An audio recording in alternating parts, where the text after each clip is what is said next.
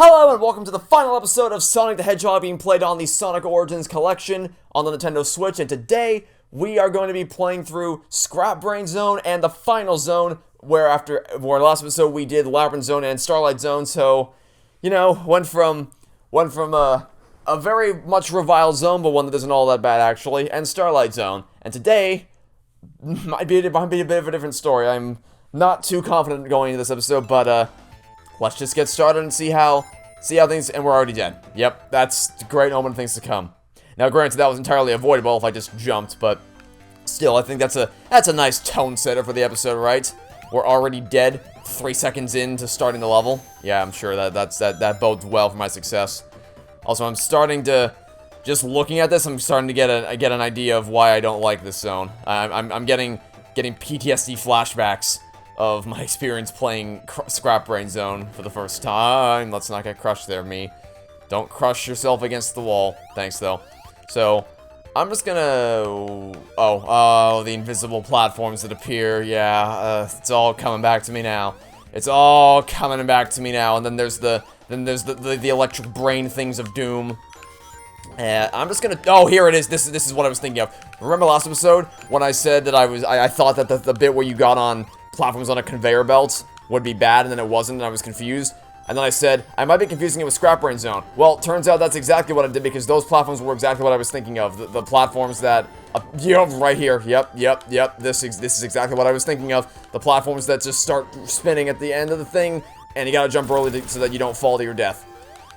Which we've been, no, I'm not even gonna say it. Just not even gonna bother trying to jinx it. We're just gonna be thankful we made it through and then move right along is what we're gonna do. And, well, not that it mattered because I lost all my rings anyway. Granted, I had 60 of them, so not exactly a huge loss. I still managed to get back a decent amount of them, he says, as he goes from 60 rings to 1 ring in less than 15 seconds, because he's great at the game. But hey, at least we got through the first act, so it wasn't that bad, but the seeds have been planted, and I've been reminded from just that act alone of the horrors that await me in future acts. Not excited for that at all, but one act down, it's a good start. It's a good start, I suppose. Maybe, oh, and then these things, we have to use gravity and momentum to your advantage. Well, or, alternatively, what if, instead, we screwed up colossally, and now we gotta do it again?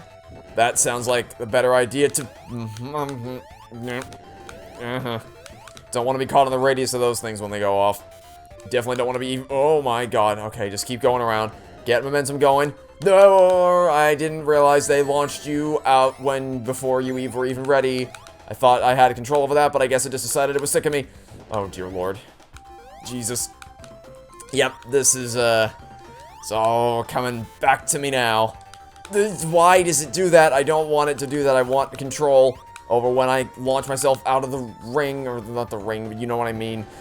Jesus. Go. Okay. You know what? We're just gonna say screw it. We're just gonna say screw it. I keep trying to launch myself up to the top ring. We're just gonna stop trying to do that. We're just gonna go up here and play it nice and safe. Good. Do that. Where does this take me? Takes me hopefully to the correct way to go. Maybe. I think so. Yeah. Don't know what the upper rings are for, but I don't care. We're just gonna keep moving. Oh no, no. This is what I feared.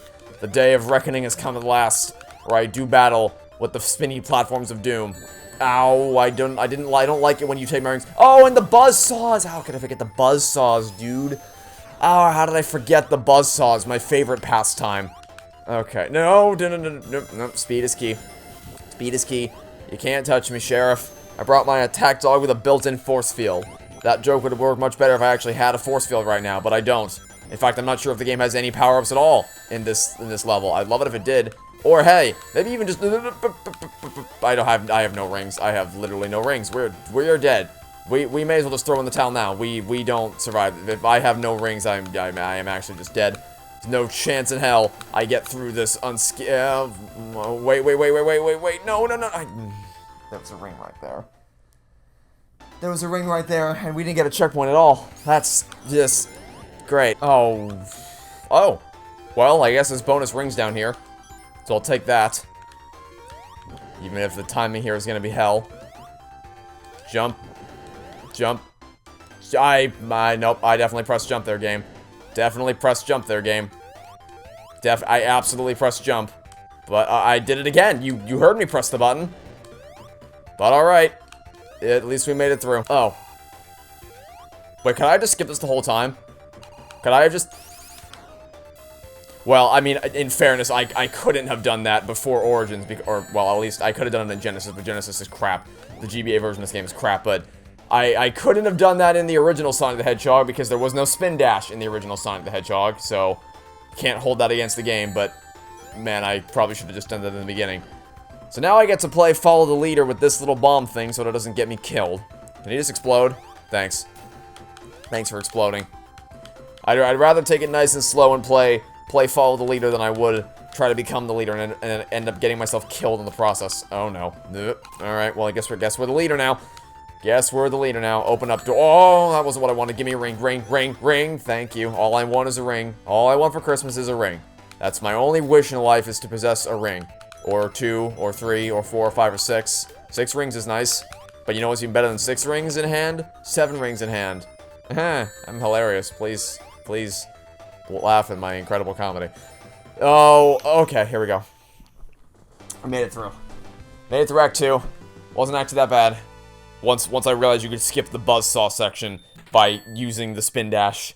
Yeah, like I said, it's a whole different game. Sonic the Hedgehog is a whole different... Oh no, it's time. Oh no, it's time. I forgot. I didn't forget, but I wanted to pretend it didn't happen. Here we go. It's time for the return to Labyrinth Zone. Although, honestly, Labyrinth Zone wasn't all that bad. I thought it'd be way worse than it was, but it wasn't. Alright, yeah. So again, Scrap Brain Zone Act 3 may as well just be called Labyrinth Zone Act 4, because that's just what it is. I honestly don't know why this is... It may be playing the Scrap Brain Zone music, actually, is it? Yeah, it is, okay. I can't... Reminder, I'm not playing with headphones, so I can't actually hear the music all that well. I have to kind of stop talking so that I can hear it. Oh, no. But I was pretty sure from the faint background noise that I could hear that it was indeed the Scrap Brain Zone music. Give me a bubble, game. Give me a bubble. You were so generous with this in Labyrinth Zone. Real? Oh, sure, right, yeah, okay, of course. Give it to me after I die. The nanosecond after I'm already dead, you're gonna give me the thing. Of course you are, game. Thanks. That was very kind of you. I appreciated that immensely. Thank you for your services. Again, it baffles me as to why they thought Labyrinth Zone was the one that they wanted to bring back for the final. I would get it if they wanted to do a level gauntlet. Like if they wanted to have it so that you go through a little bit of every level before the final battle. That would be one thing. Then I would understand bringing back Labyrinth Zone, but just Labyrinth Zone? Really? I don't know that was your best move there, Sega. Also, we're dead, because there's no... Unless the service is right nearby, which it's not. Yeah, we're dead. We are just so very dead. Yeah, can I have the generous air bubbles from Labyrinth Zone back in Labyrinth Zone Act 4? You were very kind with them beforehand. That generosity appears to have evaporated for this. Oh, okay. Give me a bubble. Give me a bubble. Thank you. Now, give me a ring. I have a bubble, now I need a ring. Or I'm gonna fall into a thing I couldn't even see. I swear. They were... See, this is what I'm used to from playing Sonic, is the lack of air bubbles when you need them the most. This is what I'm used to, but... I had already adjusted to the generous... oh, checkpoint, thank goodness. To the generous doling out of air bubbles. Now I have to readjust, although I say that, but now that I've thoroughly complained about the lack of air bubbles, they seem to be giving them to me a bit more frequently, which is nice. Maybe I just had to complain about it, and then the game finally heard me. Or maybe now that I've addressed it, that it's being kind to me. Never mind. See, it comes back and forth. When you stop, you just gotta be constantly oscillating back and forth between asking for more air bubbles and being complacent with the current amount of air bubbles, and eventually it'll give you what you want. Maybe, I don't know. I don't know what reverse psychology thing I'm trying to pull here. I just want air. That's all I want, is to breathe. Underwater. Is that so hard? Is that so much of a task? Game? Thank you for giving me what I want. Open up. Open, thank you. Thank you for opening up their door. And honestly, I really think this is gonna be easier than the actual final boss, because I just have no Again, oh, I didn't want to. That was a dumb time to jump. I shouldn't have jumped. I shouldn't have. Oh, and we're dead. Yep. Damn it. And the checkpoint's not good either. Oh, I hate those stupid lion heads. I hate them so much. I hate them and everything they stand for. And wish them only pain in life. Thanks for the air bubble. Now we're clear for the... Clear for departure. We just need to not fall for the stupid elevator again. Go. We made it past you the first time. Let's not do it again. Alright, let's go. We're in a race against time. But we also need to be patient. So I might get screwed over by the lion head. Because I think the service is it after this one? Yes, it is. Okay, go. Go. There we go. Nice. Alright. I got scared for a second because the zero appeared on screen. The zero appeared on the screen. I thought that meant I was screwed and that the game didn't count me as being above water, but thankfully it did. Oh, thank goodness, a checkpoint. Alright, shouldn't drop down there. I saw that lion head. I saw the thing coming a million miles away. Still didn't do anything about it, though. It's fine, okay. Well, let's just hope that it ends. We're hoping that this ends soon, because this is definitely much more frustrating than base Labyrinth Zone. Still not horrible, but not great.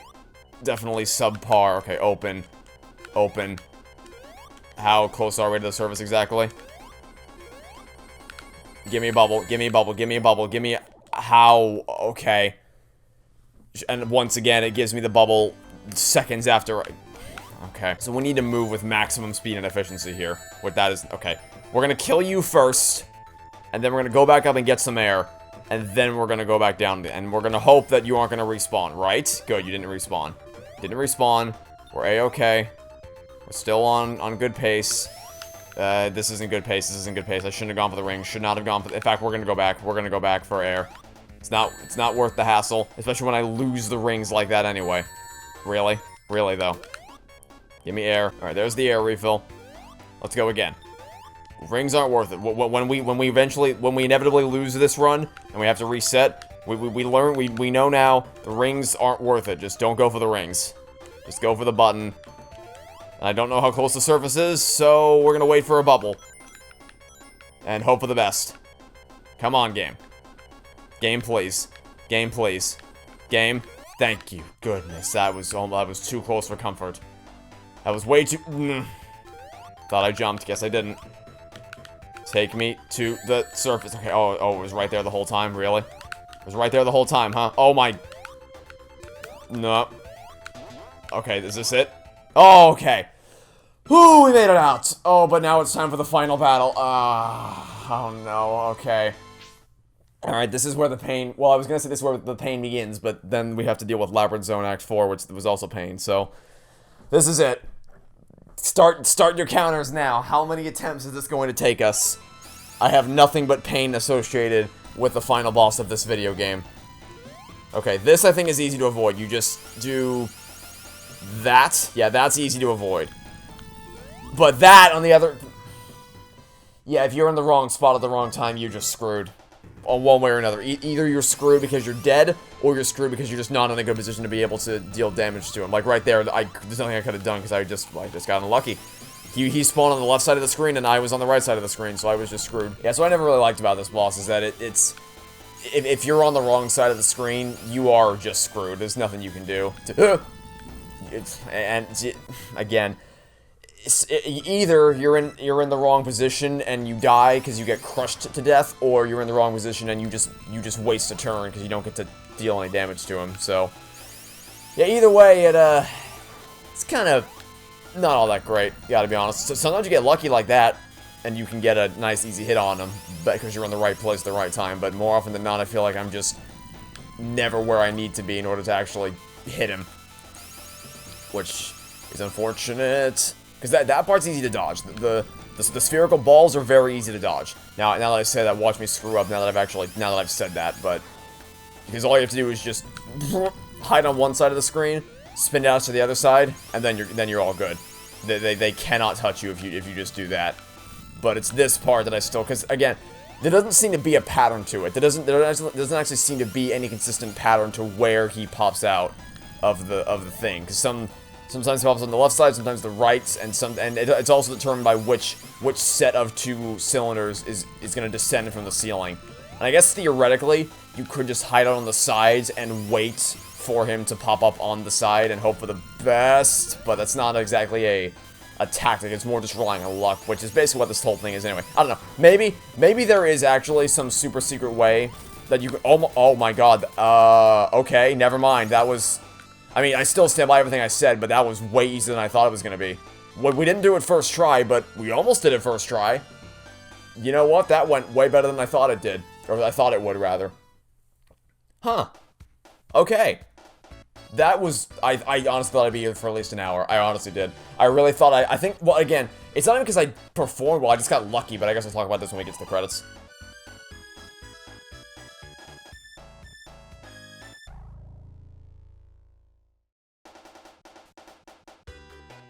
Yeah, I really don't like that final boss. I mean, we did that fairly easily there, but I still don't like it, because, again, it just... maybe, I'll put an olive branch out there, maybe there is some super secret optimization and manipulation you can do, because I know for Battle for Bikini Bottom, you can actually... It seems random, the movement of the bosses does seem random at first, but when you actually play it, you realize that it's determined by where the players... where the boss ends up is determined entirely by where the player stands, like, based on player positioning. So, maybe it's a similar thing here, where, depending on where the player stands, it'll determine where the boss actually ends up, or, like, which side of the screen pops out, and which sets of cylinders will descend. If there is a way to like, maybe speedrunners know... I'm sure speedrunners must know a way to manipulate it, right? Because if... I mean, maybe it does wood on RNG, but I would not be surprised if by this point speedrunners have figured out a way to manipulate the hell out of that boss and just optimize it to the maximum degree. But from my understanding, it seems entirely random, and there doesn't seem to be any consistent way to guarantee that you'll be in the right place at the right time in order to be able to hit him. Because technically speaking, right, theoretically, you have time to move before the cylinders crush you, but you don't have time to move into the correct position, because by the time you see a little bit of Eggman's sprite, it's too late to move and you're already dead. So, yeah, I really don't like that boss. Kind of boils down to... Because, again, it's not hard. There's nothing mechanically challenging about it. You just get in the right spot and then jump into Eggman, and then he takes a hit. It's just the randomness involved in whether or not he actually ends up where you need him to be to take that hit. But aside from the final boss, I have nothing but positive things to say about the first Sonic game. Really, well, okay, maybe not nothing but positive things, because obviously Marble Zone... Yeah, I'm not going for Chaos Emeralds. Sorry, Eggman. There is no Super Sonic reward in this game, because there's only 6 Chaos Emeralds, so there's no real reason for me to go in and complete the Super Stages. I mean, did I say Super Stages? Secret Stages. Or Special... Sorry, I got it wrong twice. Special Stages. Well, honestly, Special Stages in Sonic 1, upon retrospect... Not actually all that bad. Oh, closing cutscene?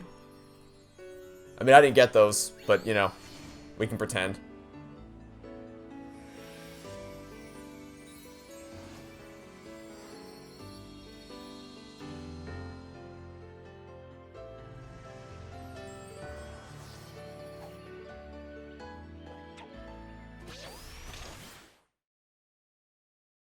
And are we in Sonic's... Okay, I think we're in Sonic CD Land now, so we're gonna quit out here, because I'm pretty sure we are now in Sonic CD Land, because that's Amy on the screen, and I know Amy was the thing in Sonic CD, so we're gonna pause here, we're gonna hope that backing out to the home screen pauses the game, and then we'll pick up tomorrow with Sonic CD, which is the game well, actually, I'll talk about that at the end, but yeah, wrapping up my thoughts on Sonic 1.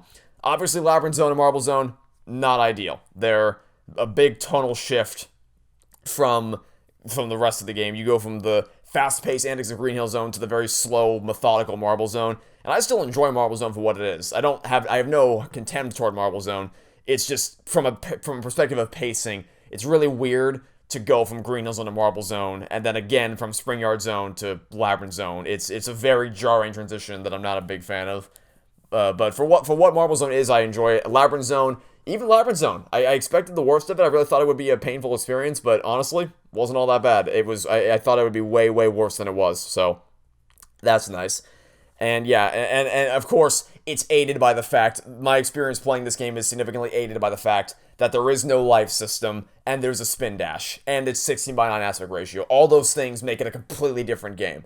It makes the experience so much more enjoyable to not have to worry about lives, and to have the spin dash, because some of those sections, I wouldn't have. Some of those sections are a lot more painful if you don't have the spin dash. Obviously, the game was not designed around the spin dash, so you might think that would break the game, make it too easy, but nope, the challenge is still there. It just makes it just. I guess it kind of feels like the game should have been designed around it, but it wasn't, because the spin dash just makes this game a categorical improvement over the original without the spin dash, except for that one bit in the last zone where obviously you were not supposed to be able to spin dash out of that pit, but I could because I had it. So yeah, I like Sonic 1 a lot. It's not a flawless game by any stretch of the imagination. It's definitely they were just finding their footing with the franchise, and Sonic 2 is a categorical improvement over it in basically every way.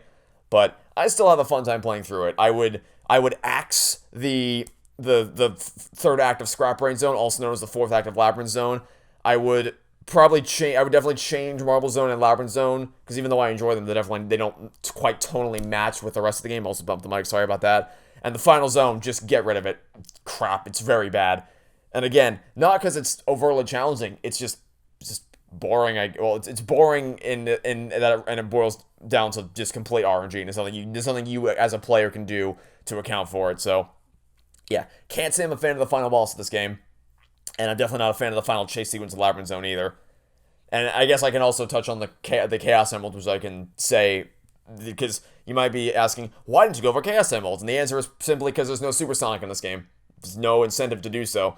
Also, according to the cutscene, I got them all anyway, so what's the point? But I guess, like, even on the subject of the cutscenes, because this is priced at $40, and I enjoyed that, and I'm excited to play the other games in the series, but I don't know that I'd say it's worth the price of admission. I don't know that I'd say this collection as a whole is worth $40, strictly based on the improvements that it offers, especially not the Deluxe Edition. What does the Deluxe Edition give you? 100 coins? Oh, whoop-de-doo. The ability to zoom in and out of the island, or just look at, not even zoom in and out, just look at the island without having the menus in the way. Ooh, boy. You see characters animated in the background? Ooh, spooky. Ooh, it's just truly mind-blowing stuff here. So, yeah, I mean, the spin dash in Sonic 1 is great. Obviously, the life system or the lack of a life system is great. 16:9 aspect ratio, stellar stuff. And the cutscenes are also pretty neat to watch the first time, but I don't really need them. I don't think they, at least from what we've seen in the first game, I don't really think they added anything substantive to the experience, especially not if that's part of the justification for pricing it at $40. So, I mean, I guess I'll give my thoughts on the collection as a whole. I think it might be too early for me to judge the collection as a whole until we get to the end of it, when we play through all 4 games, but right now my feelings are on the collection as a whole. I'm enjoying playing it, don't regret buying it, but I can't earnestly say, kind of like Nintendo Switch Sports, it was a fun stream, I liked it a lot. It's not worth the price tag at all, though, with the pitiful amount of content that it has. It's kind of the same thing here for right now. But as for just the individual games, Sonic 1 as a whole, I enjoy Sonic 1 quite a bit. I'd probably give it maybe a 5 or a 6 overall, which sounds weird to say when I just said that I enjoy it, but I don't know. I get a lot of enjoyment out of playing the first game. Maybe there's an element of nostalgia involved because it was the very first game I ever played, but also it was really only the first zone that I played as a kid. Like I said, I never made it past Marble Zone, so the rest of it I'm judging as an adult, having played it for not the first time, but the second time, so it's still a fresh experience for me, technically speaking. And yeah, in spite of the final boss, which is crap, in spite of Labyrinth Zone, which is not great, but not as bad as I thought, and Marble Zone, which I wouldn't even call a bad zone, I would just call a misplaced zone, and then Scrap Brain Zone Act 3, which is just a mistake. In spite of all that, I thoroughly enjoy Sonic 1, and I would recommend it to anybody as well. But definitely I don't know if I'd say the weakest outing, because Sonic 3 and Knuckles really gets tanked by the second half of that game, but I don't know, what I'll say before, because I feel like I'm rambling at this point, what I will say is that it is a decent starting point for the franchise from which Sonic 2 was able to evolve upon, which makes me excited to play Sonic 2. Unfortunately, we're not going to get to do that yet, because in story mode, it doesn't take you to Sonic 2, it takes you to Sonic CD next. And Sonic CD is a game that legitimately made me motion sick when I played it for the first time. I have not beaten Sonic CD because of that very reason. I don't know what it was about it. Maybe it was just the constant oscillation between the future and the past time periods. Maybe it was the overly cluttered level design. I don't know, but I really did not enjoy Sonic CD from what I played of it when I was younger, and by younger I mean like 3 years ago, maybe 2 or 3 years ago. So, yeah, not looking forward to playing it again, but I'm willing to give it a second chance. I'm willing to go in with an open mind and see how it is. It's been a while since I played it. I haven't gotten very far in the game, so I'm more than willing to give it the benefit of the doubt and see if it improves upon a second playthrough. But that's going to be it for this part of my Sonic Origins playthrough of the first game in the series. Hopefully you enjoyed it. Hopefully this is a nice nostalgic trip down memory lane for you. Or if you're playing it along with me, hopefully you enjoyed the game as much as I did. And I look forward to seeing you tomorrow for the start of Sonic CD. So thanks for watching. Stay tuned for next time. I hope to see you all then for a continuation of Sonic Origins, where we're going to jump into Sonic CD. Goodbye.